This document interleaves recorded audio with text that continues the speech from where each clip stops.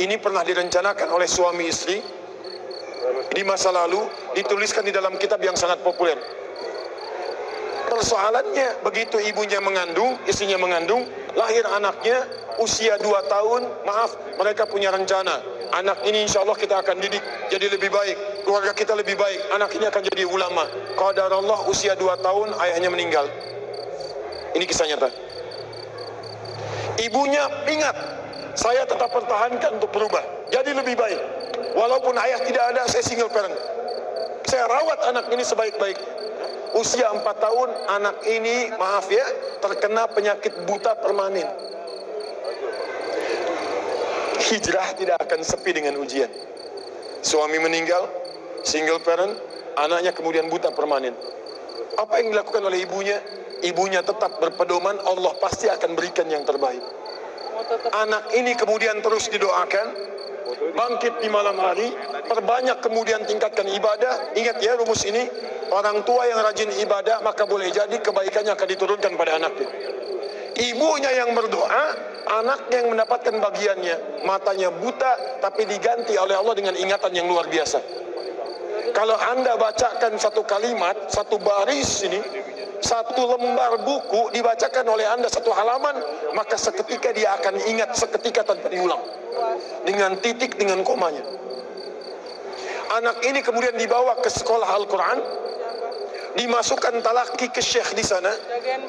Syekh di situ kemudian membacakan pada saat itu surat Qaf, surah ke-50. Qaf dibacakan sampai akhir ayatnya. Anak ini anak yang paling kecil teman-teman, mata buta, nggak bisa ngelihat. Teman-temannya berada di atasnya usianya, ada yang 6 tahun, 7 tahun, dia 4 tahun.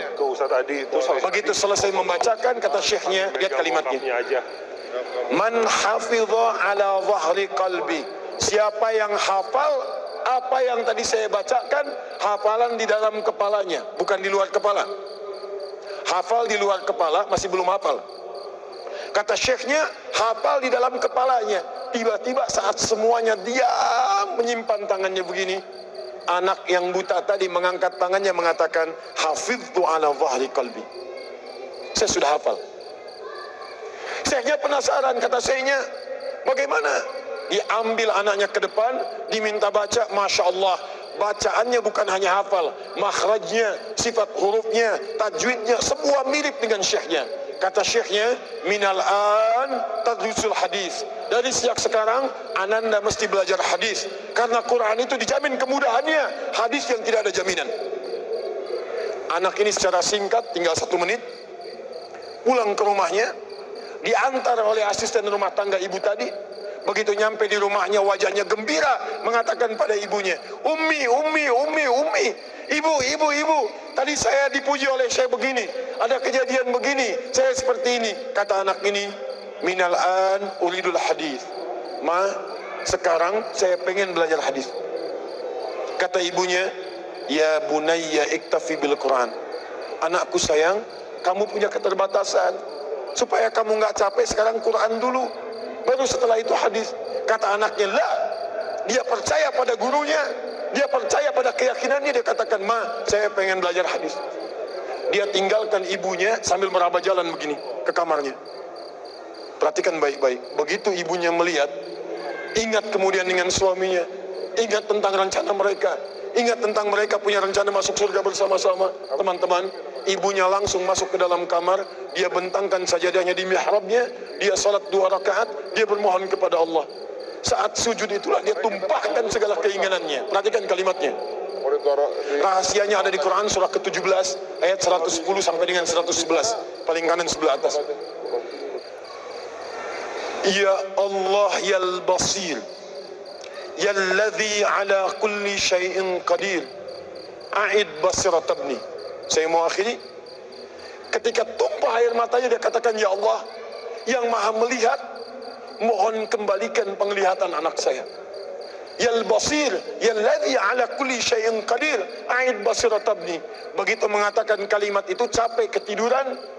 Kemudian pada saat itulah anaknya sedang mengulang surat Qaf di kamarnya.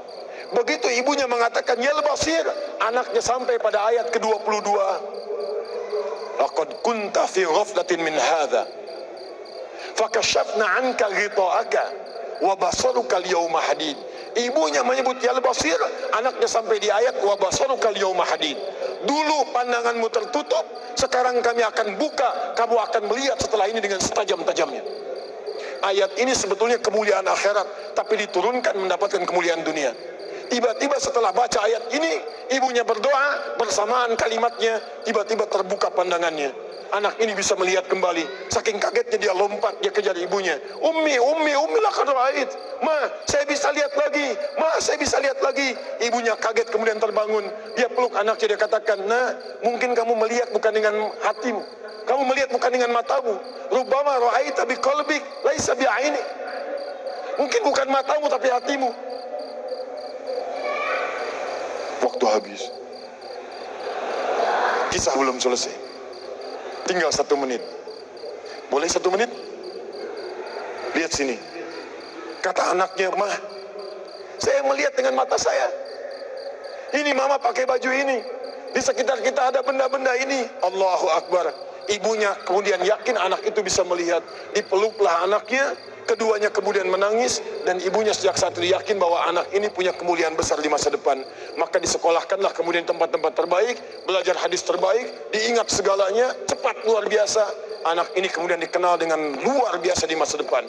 Nama anak ini adalah Muhammad. Bapaknya yang meninggal namanya Ismail, kakeknya namanya Ibrahim, kakek buyutnya Al-Mughirah, eyang buyutnya Al-Bardizbah, tinggal di kecamatan Ju'fah, di Kabupaten Bukhara, Provinsi Khorasan, negara Uzbekistan sekarang. Kelak di kemudian hari, dia dikenal dengan nama daerahnya Bukhara, dengan Al-Bukhari. Itulah kisah Imam Al-Bukhari. 2 orang suami istri yang bersiap merubah hidupnya, diturunkan pada anaknya, dan kemuliaan itu diraih. Saya yakin kalau Anda berhijrah malam ini, boleh jadi yang hafal Quran, mungkin anaknya, mungkin cucunya, mungkin turunan-turunan Anda. Tapi ketahuilah, ketika Anda punya peran di dalamnya, maka surga akan disiapkan untuk semua Anda satu keluarga besar.